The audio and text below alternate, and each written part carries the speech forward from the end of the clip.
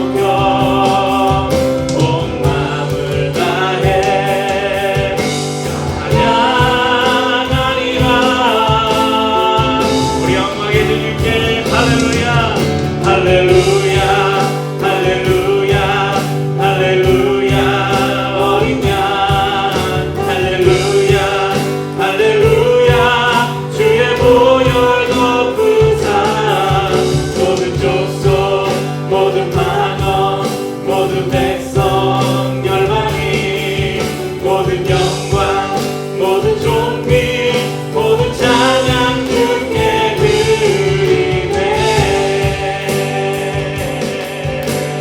어린 양 피로 씻어준 우리들 어린 양 피로 씻어진 우리들 그대로 주 앞에 서 있네. 주 이름으로 자녀된 우리 겸손히 구하오니 주의 능력을 우리에게 베푸사 주의 능력 우리에게 베푸사 주를 더욱 함께 하소서. 그때의 모든 나라들이 그때의 모든 나라 주 영광 보며 경배하리라.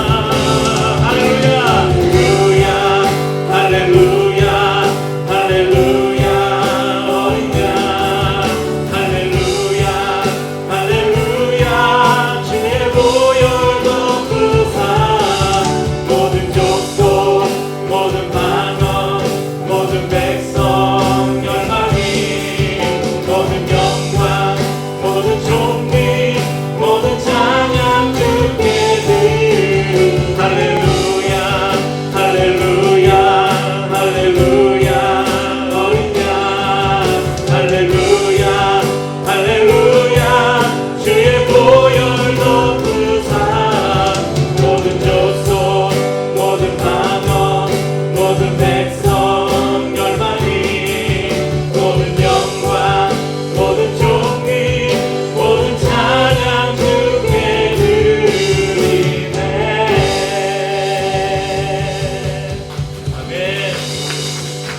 여러분 이 찬양을 여러분 부르면 그런 생각이 들지 않으세요? 이 시간에 전에도 제가 말씀드렸지만 이 시간에 이렇게 적은 수가 모였지만 우리 하나님의 그 보좌 앞에서 지금 세계 열방에서 나온 수많은 사람들이 그 하나님을 향해서 할렐루야로 외치는 그런 모습이 보이지 않습니까?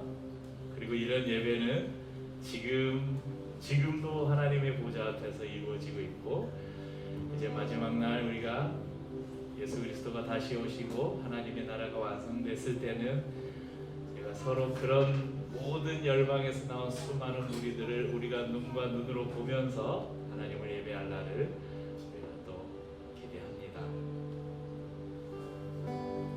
아버지 사랑 내가 노래해 아버지 은혜 내가 노래해 그 사랑 변함없으신 거짓없으신 성실하신 그 사랑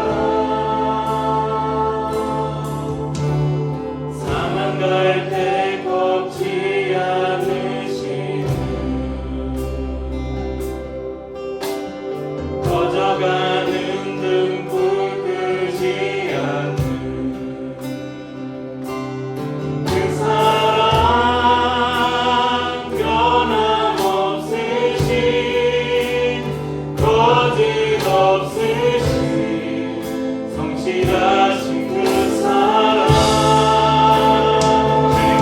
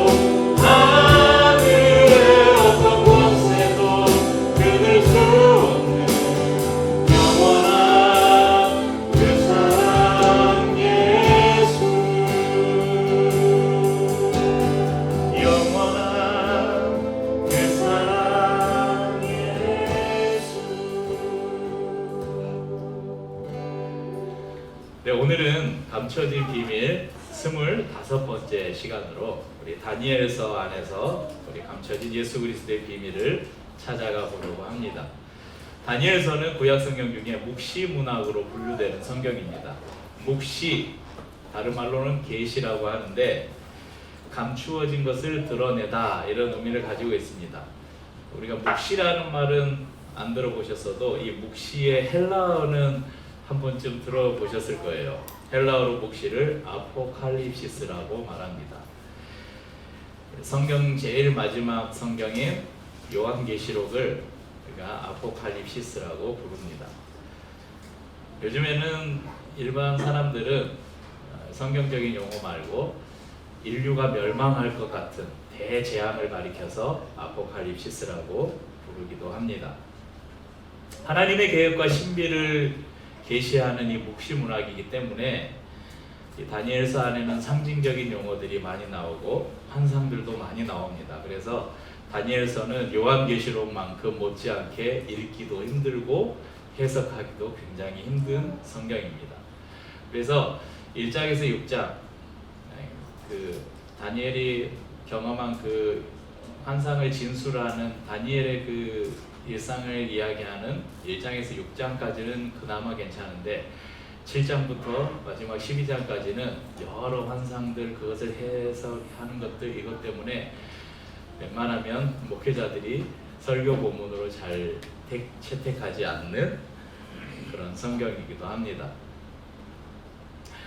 다니엘서의 저자나 또 저작 시기에 대해서는 이 성경이 묵시문학이라고 말씀드렸잖아요. 그러다 보니까 여러 다양한 견해들이 있는데 7장에서 12장 말씀에 보면 나 다니엘은 내가 이렇게 다니엘이 스스로를 1인칭으로 표현해서 성경을 기술하고 있는 것으로 보아서 많은 성경학자들은 이 다니엘서의 저자를 다니엘로 이야기하고 있습니다. 다니엘이 누군가? 다니엘은 남유다의 귀족이거나 아니면 왕족 출신일 것으로 추정합니다.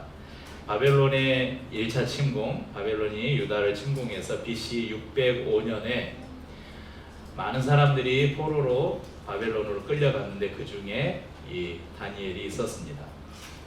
바벨론은 주위의 여러 나라들을 점령하고 포로들을 잡아와서 그 포로들 중에 똑똑한 사람들을 골라서 이 사람들을 바벨론화 시키는 그런 유화 정책을 폈습니다. 교화 정책을 폈죠. 그 중에 다니엘과 그의 세 친구가 있었습니다. 이 바벨론이 폈던 교화 정책은 크게 세 가지가 있었는데요. 한번 보시면 첫 번째는 바벨론식 학문과 언어 교육, PPT 하세요. 왕이 지정한 바벨론 음식과 포도주를 먹게 했고요. 이름을 바벨론식으로 바꾸게 했습니다. 옛날에 우리 일제시대 때도 창씨개명 했잖아요. 다니엘서 1장 6절에서 7절 말씀을 보시면 그들 가운데는 유다 자손 곧 다니엘과 하나냐와 미사엘과 아사랴가 있었더니 성경 구절 넘겨주세요.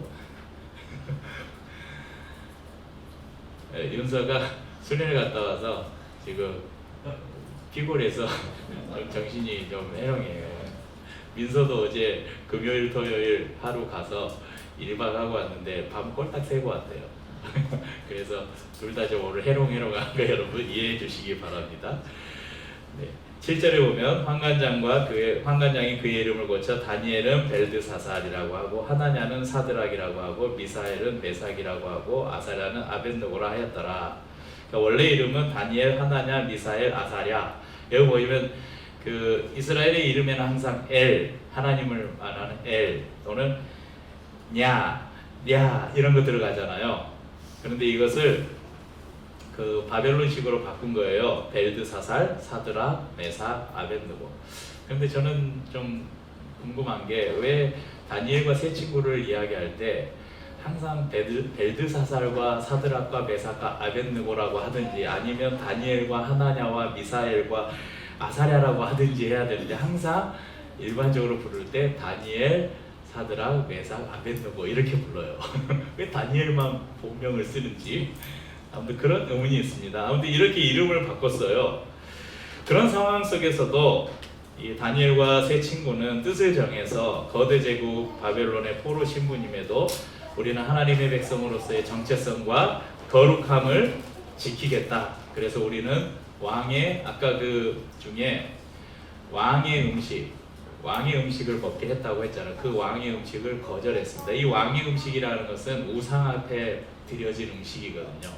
이것을 다니엘과 세 친구가 거절합니다. 1장 8절 말씀 한번 읽어볼까 같이. 다니엘은 뜻을 정하여 왕의 음식과 그가 마시는 포도주로 자기를 더럽히지 아니하리라 하고 자기를 더럽히지 아니하도록 환관장에게 구하니.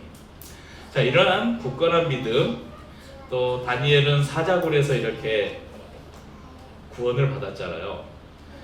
바벨론을 이어서 페르시아 제국에 이르기까지 다니엘은 세 왕을 모시면서 그 왕 밑에서 총리까지 지낸, 그래서 다니엘은 교회 안에서 모든 우리 아이들이 닮고 싶은 그런 인물로 우리가 심지어는 영웅시하는 그런 경향이 있습니다. 물론 다니엘과 그의 친구들의 믿음이 너무나 귀하고 위대합니다. 하지만 우리가 이 다니엘서를 보면서 단순히 다니엘이라는 한 인물의 신앙, 다니엘이라는 한 인물의 믿음, 그것을 부각시켜서 야, 너희들도 다니엘처럼 하나님을 잘 믿고 순종하면 높은 자리에 올라갈 수 있어, 성공할 수 있어, 여기에서 끝나버리면 다니엘서를 읽으나 마나 한 것입니다. 다니엘서는 그런 것을 우리에게 교훈하기 위해서 쓰여진 성경이 아닙니다. 그럼 다니엘서의 이 구조를 다양하게 설명하고 있는데 가장 쉽게 설명한 구조를 이 교차 대조표, 우리 예전에 바이블 클래스 공부할 때 아주 많이 봤던 이 교차 대조표로 한번 보겠습니다. 이렇게 A, B, C가 있고 C-B-A-로 이렇게 이루어지는 이런 구조 속에서 가장 중요한 게 어디에 들어있다 그랬어요? 제일 중앙에 위치한다 그랬죠. 그러니까 다니엘서의 가장 핵심은 4장과 5장, 5징이라고 되어 있네. 5장의 열방에 대한 하나님의 섭리, 하나님께서 열방을 어떻게 다스리고 계시는가, 이것이 다니엘서의 가장 핵심 주제라는 것입니다. 다니엘서 2장에 보면 느부갓네살 왕이 꿈을 꿉니다. 그래서 이 꿈을 해석할 사람들을 보는데 이 바벨론 대제국의 수많은 박사들, 그 술사들을 불러서 꿈을 해석하게 하지만 다들 그 꿈이 무슨 꿈을 꿨는지조차도 맞히질 못해요. 그때 이 다니엘이 그 꿈을 해석해 주죠. 느부갓네살의 꿈에 그가 꾼 꿈을 다니엘에게 말해주지 않아요. 근데 다니엘은 하나님의 영이 그에게 임할 때 당신이 이런 꿈을 꿨습니다. 꿈을 이야기해주고 그 꿈을 해몽한 게 아니라 아예 당신이 무슨 꿈을 꿨는지까지 다니엘이 말을 해요. 그리고 그 꿈을 해석합니다. 느부갓네살이 꿈에 큰 신상을 봤어요. 그런데 그 신상의 모습이 머리는 순금이고 가슴과 팔은 은이고 배와 넓적다리는 노시고 구리이고 종아리와 발은 철과 진흙으로 이루어져 있었어요. 다니엘은 이것을 해석하면서 이 신상의 머리, 순금으로 된 머리는 바로 왕입니다. 그런데 왕의 나라가 망하면 그 다음에 은으로 이루어진 나라가 일어나고 그 다음에는 노수로 이루어진 나라가 일어나고 그 다음에는 철과 진흙으로, 그러니까 이 신상이 상징하는 게 왕이 있다, 제국이 계속해서 망하고 다시 일어나고 망하고 다시 일어날 것을 하나님께서 꿈을 통해서 보여준 것이라고 해석을 합니다. 그래서 순금으로 된 머리는 현재의 느부갓네살이 다스리고 있는 바벨론이고, 은으로 된 가슴과 팔은 메대 바사 제국, 지금의 저 전쟁 중에 있는 이란 페르시아 제국, 그리고 노수로 이루어진 배와 넓적다리는 그리스 헬라 제국, 그리고 철과 진흙으로 이루어진 종아리는 바로 로마 제국을 상징하는 것입니다. 다니엘서 2장 34절 35절 말씀을 한번 볼까요? 같이 읽죠. 또 왕이 보신즉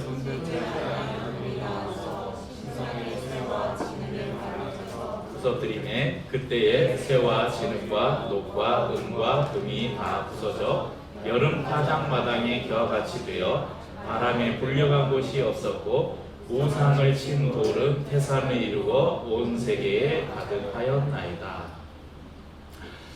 우리 이 환상의 결론이에요. 이 환상이 왜 하나님께서 느부갓네살에게 이런 꿈을 꾸게 하시고 다니엘을 통해서 이 꿈을 해석하게 하셨는가? 마지막 제국을 손대지 아니한 돌, 이것을 뜨인 돌이라고 하는데, 한 돌이 날아와서 쳐서 부서뜨리고 새와 진흙과 녹과 은과 금은 다 부서져 바람에 날아가요. 그러니까 그 느부갓네살이 보았던 왕의 신상의 머리부터 발끝까지가 다 무너져서 날아가요. 그런데 그 우상을 깨뜨렸던 돌은 태산을 이루어 온 세계에 가득하였나이다. 이 뜨인 돌이 누구일까요? 바로 예수 그리스도입니다. 나라를 일으키시기도 하시고 망하게도 하시는 분이 하나님이시고, 그분이 보내시는 뜨인 돌, 곧 예수 그리스도께서 모든 제국을 멸하시고 예수 그리스도 곧 복음이 태산을 이루어 온 세계에 가득할 것을 느부갓네살의 꿈을 통하여 하나님께서 계시하고 계셨습니다. 다니엘서는 하나님을 믿고 뜻을 정한 다니엘이 축복받아 성공했다는 기복적인 인물 이야기가 아닙니다. 세상 나라는 결국 모두 무너지고 하나님의 통치가 있는 하나님의 나라만이 영원할 것을 말씀하시면서 이 시대를 살아가는 우리 또한 세상의 풍조와 문화에 우리가 동화되지 말고 흔들리지 말고 하나님의 백성으로서의 정체성을 지켜갈 것을 교훈해 주는 성경입니다. 우리도 역사를 통해서 나라가 일어났다가 망하고 또 다른 나라가 일어났다 망하는 많은 과정들을 보았습니다. 한 국가 안에서도 이 세력이 정권을 잡았다가 그 다음에 다른 세력이 정권을, 권력을 잡는 그런 모습도 보았습니다. 다니엘이 살던 시대도 별반 다르지 않았습니다. 하나님의 성전은 파괴되었고 유다 백성들은 포로가 되어 바벨론으로 끌려왔습니다. 그들의 마음속에는 절망 가운데 이런 질문이 있었을 거예요. 정말 하나님의 나라는 끝난 것인가? 여러분 생각해 보십시오. 하나님의 다스리는 그 유대, 날마다 하나님을 예배하고 성전에 모여서 하나님을 예배하면서 하나님이 우리의 주인이시다, 하나님이 우리를 다스리신다, 그렇게 고백하고 살았던 이스라엘 백성들이 어느 날 나라가 망한 거예요. 성전이 다 파괴되어 버린 거예요. 포로로 끌려갔어요. 그러면 어떤 생각이 들겠어요? 이제 하나님의 나라는 끝난 것인가? 하나님의 임재는 이제 우리 가운데서 떠난 것인가? 이런 질문이 들지 않겠습니까? 하지만 대제국의 포로로 끌려간 상황에서도 하나님의 나라는 계속되고 있었고, 다니엘을 통해서 장차 오실 예수 그리스도를 그 안에 숨겨두고 계셨습니다. 오늘 세 군데 말씀을 통해서 그분을 찾아가 보겠습니다. 첫 번째는 신들의 아들 같도다. 바로 그리스도의 현현, 그리스도가 나타났다. 우리 말씀이 길어서 찾아보기 힘들어서 우리 다니엘서 3장으로 한번 조금 앞으로 가보겠습니다. 다니엘서 3장 16절을 보십시오. 다니엘서 3장 16절.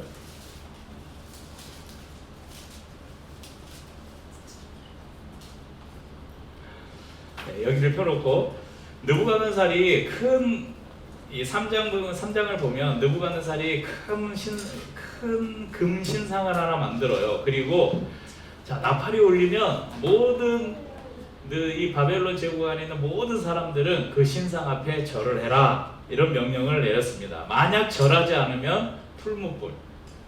풀무불이 뭡니까? 그 대장간에서 이게 그 철 단련할 때 쇠를 달굴 때 쓰는 불을 풀무불, 그러니까 뜨거운 불이에요. 풀무불에 던져 넣겠다, 이렇게 엄포를 놓았습니다. 왕의 지엄한 명령이 선포되었음에도 왕이 총회에서 왕이 그 다니엘과 그 세 친구들을 굉장히 총애한 것 같아요. 그래서 이 세 친구에게 관직을 주었어요. 관직을 주고 이 바벨론을 다스리는데 일조하게 합니다. 그런데 바벨론의 관리가 된 이 사드락과 메삭과 아벳느고는 이 왕이 세운 신상 앞에 절하는 것을 거부합니다. 그래서 3장 16절에서 18절 한번 볼까요? 16절에서 18절입니다. 한번 같이 읽죠. 사드락과 메삭과 아벳느고가 왕에게 대답하여 이르되 느부갓네살이여 우리가 이 일에 대하여 왕에게 대답할 필요가 없나이다. 왕이여 우리가 섬기는 하나님이 계시다면 우리를 맹렬히 타는 풀무불 가운데서 능히 건져내시겠고 왕의 손에서도 건져내시리이다. 그렇게 하지 아니하실지라도 왕이여 우리가 왕의 신들을 섬기지도 아니하고 왕이 세우신 금 신상에게 절하지도 아니할 줄을 아옵소서. 여러분, 이 지엄한 왕의 명령 앞에서 이렇게 당당하게 자신의 믿음을, 자신의 신앙을 고백할 수 있는 사람이 과연 몇이나 될까요? 이 세 친구의 고백은 그런 고백이었어요. 왕이 우리를 풀무불에, 우리가 절하지 않아서 왕이 우리를 풀무불에 던져 넣으실지라도 하나님이 우리를 그 풀무불에서 건져내실 수도 있습니다. 아니면 풀무불의 온도를 뚝 떨어뜨려서 하나도 안 뜨겁게 하실 수도 있습니다. 아니면 왕의 마음이 변해서 알았어, 그냥 봐줄게, 너희들은 예외야 하고 왕의 마음을 바꿀 수도 있습니다. 하나님께서 그렇게 하실 수도 있을 것입니다. 그런데 그렇게 하지 아니하실지라도 우리는 왕의 명령을 따를 수 없습니다. 왜 이런 고백을 할 수 있었을까요? 그래서 이 구절로 만든 찬양이 우리가 아까 불렀던 그리 아니하실지라도 감사해요, 그리 아니하실지라도 사랑해요, 주님 뜻을 믿기 때문입니다. 합력해서 선을 이루실 주님을 믿기 때문입니다. 이 세 친구의 마음속에는 그런 것이 있었죠. 심지어는 우리가 이 타는 땅 풀무불 속에 던져져서 그냥 순간에 죄가 되어서 우리가 사라질지라도 그것이 하나님이 원하시는 일이라면 우리는 그렇게 하겠다는 고백입니다. 왜냐하면 그것을 통해서 하나님이 당신의 뜻을 드러낼 것이기 때문이죠. 24절 26절을 보십시오. 네, 중요한 구절입니다. 다니엘서 3장 24절 26절 같이 읽죠. 그때에 느부갓네살 왕이 놀라 급히 일어나서 모사들에게 물어 이르되 우리가 결박하여 불 가운데 던진 자는 세 사람이 아니었느냐 하니 그들이 왕에게 대답하여 이르되 왕이여 옳소이다 하더라. 왕이 또 말하여 이르되 내가 보니 결박되지 아니한 네 사람이 불 가운데로 다니는데 상하지도 아니하였고 그 넷째의 모양은 신들의 아들과 같도다 하고.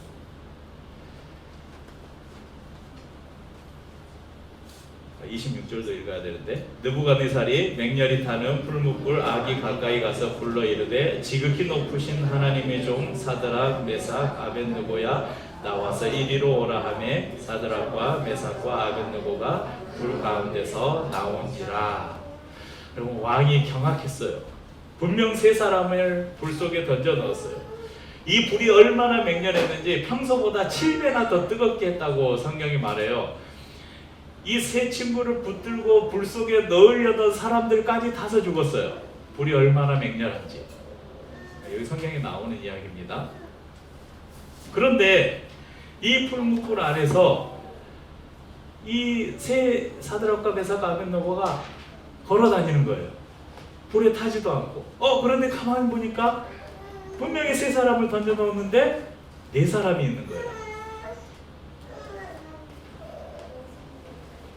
느부갓네살이 보았던 이게 다른 사람들은 못 보고 느부갓네살만 하나님께서 보게 하셨는지 이것은 알 수 없지만 느부갓네살은 분명히 자신의 눈으로 보았어요. 그 세 사람 외에 또 한 사람이 더 있는 것. 근데 그 넷째 사람이 마치 신들의 아들과 같았다. 이렇게 기록하고 있습니다. 왜 이런 기록을 성경에 기록해 놓으셨을까? 이 넷째 사람, 신들의 아들과 같은 분이 바로 이 땅에 오시기 전에, 성육신하기 이전에 예수 그리스도께서 현현하셨다, 직접 나타나셨다, 그렇게 해석을 합니다. 예수님은 믿음으로 살려고 하다가 원치 않게 억울하게 고난당할 때 멀리 서서 구경하시는, 저 하늘 보좌에 계셔서 구경하시면서 힘내라고 응원만 하시는 분이 아니라 풀무불과 같은 고난의 현장 한가운데 오셔서 우리와 함께 서 계시고 우리와 함께 걷는 분이십니다. 주님께서 풀무불을 꺼뜨리지도 아니하시고 그 온도를 좀 따뜻하게 낮춰주신 것도 아니에요. 여전히 극렬히 타고 있는 풀무불에서 여전히 고난은 계속되고 여전히 아픔은 계속되지만 그 안에서도 머리털 하나 상하지 않도록 주님께서 우리를 보호하시면서 함께 서 계셨다는 것입니다. 그리 아니하실지라도 믿음을 저버릴 수 없다는 사드락과 메삭과 아벳느고 곁에 친히 오셔서 그들의 머리카락 하나도 불에 타지 않도록 지키셨습니다. 사드락과 메삭과 아벳느고를 지키셨던 예수님께서 죄와 사망으로 말미암아 영원한 지옥불에 떨어질 수밖에 없는 저와 여러분들을 구원하시고 오늘도 우리 곁에서 그분이 우리를 지키고 계십니다. 두 번째, 이 다니엘서 안에 감춰진 예수 그리스도는 바로 인자 같은 이입니다. 오늘 저희가 읽었던 7장 말씀으로 다시 돌아옵시다. 7장 13절로 돌아와서 이것은 바로 그리스도의 예언이 성취되었다. 이것을 우리에게 가르쳐 줍니다. 여러분, 다니엘은 환상 중에 하늘 구름을 타고 오는 인자 같은 이를 보았다. 이렇게 기록하고 있습니다. 그리고 그는 항상 계신 이에게 인도되었고 항상 계신 이가 누구겠어요?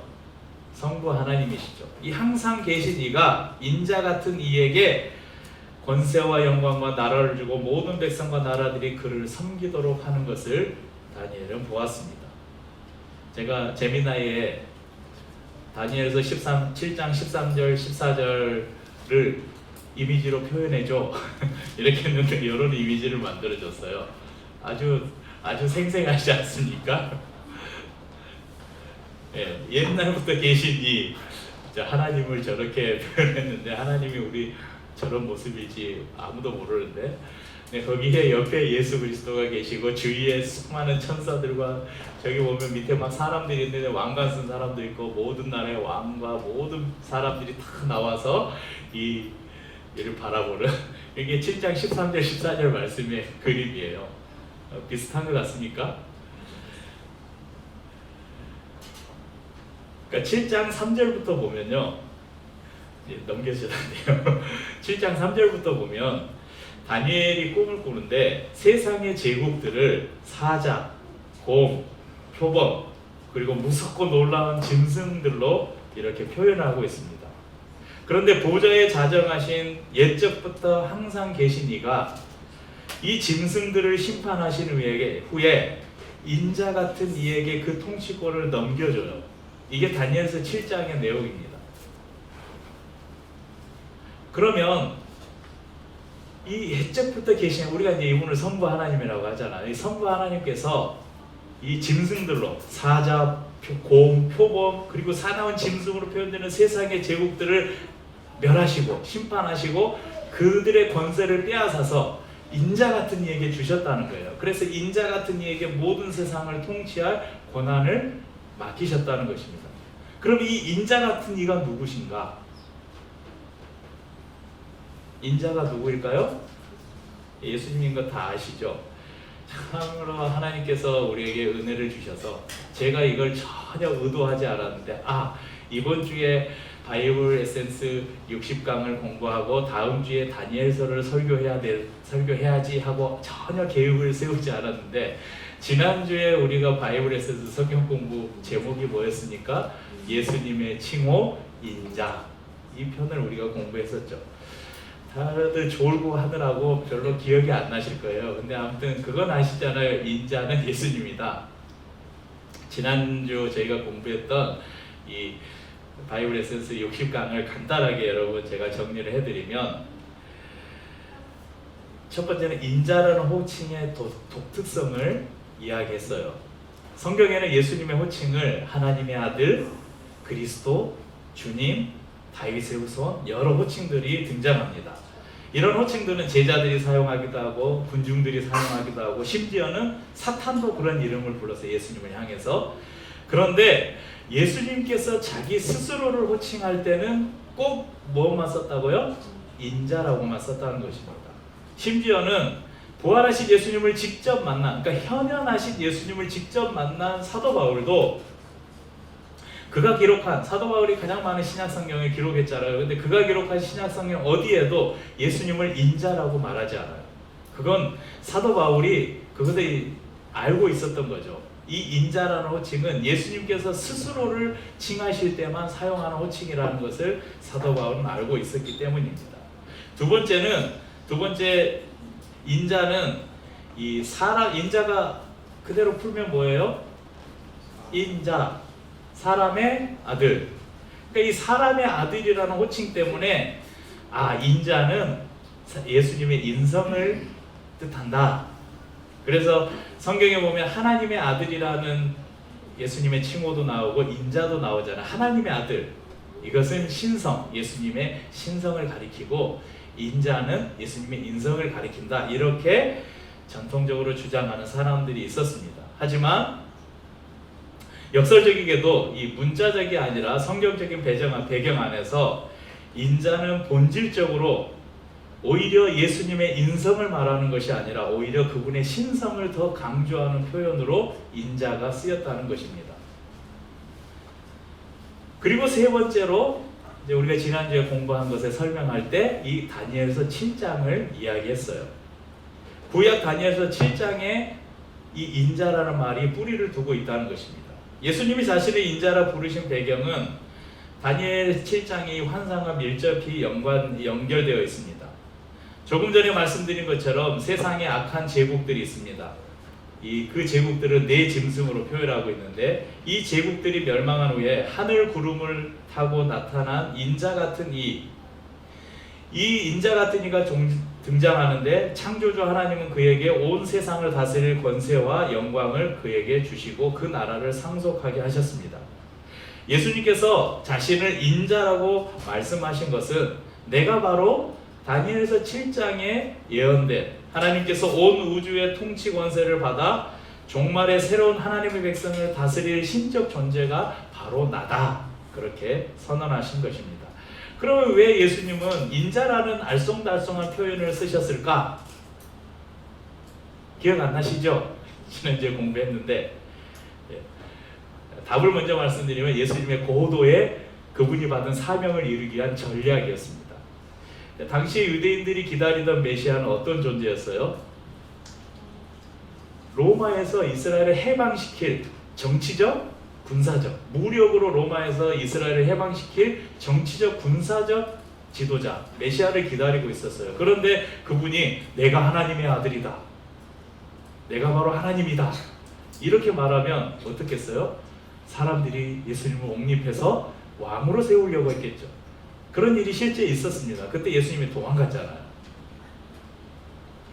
그러니까 예수님께서 대놓고 내가 그리스도다, 내가 왕이다 하셨다면 불필요한 정치적인 소요에 휘말리셔서 그분이 이루려고 하셨던 십자가를 통한 하나님의 대속의 죽음을 이루시기가 어려우셨기 때문에 유대인들이 선뜻 이해하기 어려운 인자라는 호칭을 예수님께서 의도적으로 사용하셨다는 것입니다. 그래서 당대의 그릇된 메시아 열망으로부터 자신을 보호하고 하나님께서 맡기신 구속의 사명을 끝까지 완수하시기 위해 인자라는 호칭을 사용하셨다. 이렇게 지난주에 공부를 했습니다. 이제 인자가 이해가 되시죠? 그리고 다니엘서 7장에 왜 이런 인자라는 다니엘의 환상 중에 인자가 등장했는지 우리가 이해할 수 있을 것입니다. 그래서 예수님은 자신을 인자라고 말씀하신 것이 다니엘이 환상 중에 보았던 분, 자신을 인자 같은 이라고 호칭한 것을 예수님이 이미 잘 알고 계셨다는 것이죠. 그래서 당시의 필요에 맞게 자신의 호칭을 그렇게 사용하신 것입니다. 다시 다니엘서 7장으로 돌아와서 다니엘이 본 그 환상 중에 예수님은 어떤 분으로 등장합니까? 그분은 세상 모든 권세와 통치를 위임받은 왕으로 등장합니다. 그래서 예수님도 대제사장 가야바에게 신문을 받으실 때 이 환상을 직접적으로 인용하면서 자신이 왕이심을 선포하고 계세요. 우리 마태복음 26장 63절 64절 함께 읽죠. 예수께서 침묵하시거늘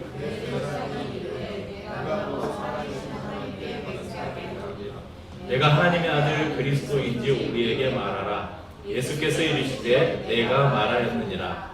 그러나 내가 너희에게 이르노니 이후에 인자가 권능의 우편에 앉아 있는 것과 하늘 구름을 타고 오는 것을 너희가 보리라 하시니. 그럼 예수님은 자신의 입으로 자신이 왕이라고 말하지 않았죠. 네가 말했다. 대제사장이 네가 하나님의 아들 그리스도냐? 네가 말했다. 그리고 앞으로 어떤 일이 일어날 것인데 인자가 권능의 우편에 앉아 있는 것과 하늘 구름을 타고 오는 것을 너희가 보리라. 다니엘서 7장 13절에 인자 하늘 구름 그대로 등장하잖아요. 예수님께서 이미 이 말씀을 아시고 다니엘서의 말씀을 인용하셔서 장차 예수님께서 어떻게 다시 재림하실지 그것을 말씀하고 계시는 것입니다. 세 번째, 우리 다니엘서 9장 말씀을 한번 가보겠습니다. 다니엘서 9장 24절 말씀을 한번 보죠. 24절부터 26절.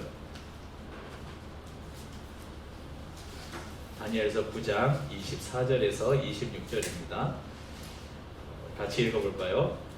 내 백성과 내 거룩한 성을 위하여 이른 이래를 기한으로 정하였나니 허물이 그치며 죄가 끝나며 죄악이 용서되며 영원한 의가 드러나며 환상과 예언이 응하며 또 지극히 거룩한 이가 기름 부음을 받으리라.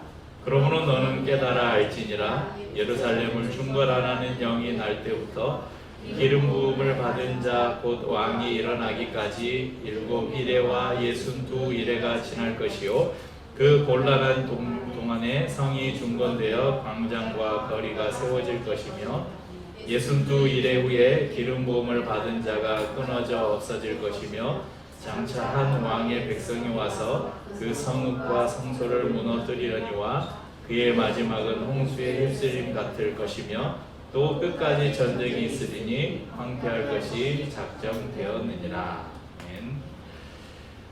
다니엘서 9장은 이스라엘의 회복을 위해서 다니엘이 기도할 때 하나님께서 가브리엘 천사를 보내셔서 그가 기도한 것을 이렇게 해석해 주는 그런 말씀이 기록되어 있습니다. 그래서 저희가 읽은 7 일에, 그래서 7 일의 환상이라고 말하는데요. 신구약 성경을 통틀어서 이 그리스도의 죽으심과 오심과 죽으심을 예언한 아주 중요한 구절 중에 한 구절입니다. 7 일에, 7 일에, 62 일에 이런 시간들이 나오잖아요. 이런 시간들을 우리가 문자적으로 해석할 것이냐, 아니면 이것을 상징적으로 해석할 것이냐, 구속사적인 관점에서 해석할 것이냐에 따라서 이 다니엘서 9장은 다양한 해석이 존재해요. 실제로 이것을 문자적으로 해석해서 어떤 490일이 지난 다음에 어떤 일이 나고 어떤 왕이 세워지고 막 이런 것들을 문자적으로 해석하는 그런 비평학자들도 있고, 또 어떤 경우에는 이것을 구속사적인 관점에서 해석하기도 합니다. 그런데 저희는 계속해서 지금 구약 성경을 하나님께서 창세부터 마지막 하나님께서 다시 오셔서 하나님의 나라를 완성하실 때까지의 그 역사를 구속사라는 하나의 그 통일된 시각으로 지금 구약 성경 속에 숨겨진 예수 그리스도를 발견하고 있기 때문에 오늘 이 구속사적인 관점에서 이 다니엘서 9장을 해석하면서 이 속에 어떻게 예수 그리스도가 숨겨져 있는가를 찾아보는 것에 집중하도록 하겠습니다.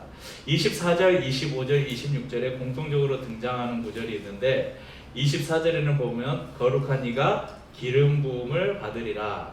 25절에 보면 기름 부음을 받은 자, 26절에도 기름 부음을 받은 자가, 계속해서 기름 부음을 받은 자가 등장하죠.